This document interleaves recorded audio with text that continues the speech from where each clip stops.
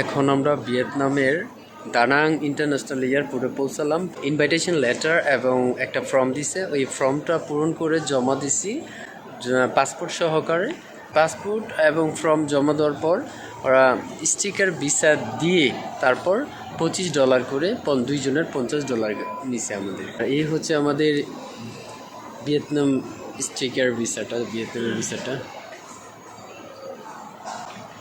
So guys, পুরো ভিডিওটি দেখার জন্য আমাদের সাথেই থাকুন, যেখানে আমরা তুলে ধরবো বাংলাদেশ থেকে ভিয়েতনামের কিভাবে ইনভাইটেশন লেটার নিয়েছি, ভিয়েতনামের এয়ারপোর্ট থেকে কিভাবে স্টিকার ভিসা নিয়েছি, কত $US খরচ পড়েছে, ব্যাংকক থেকে ভিয়েতনামে কোন এয়ারলাইন্স দিয়ে গেছি, কত টাকা খরচ পড়েছে, সবই তুলে ধরবো।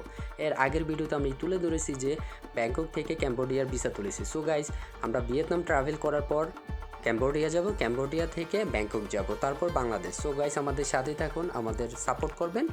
আসসালামু আলাইকুম।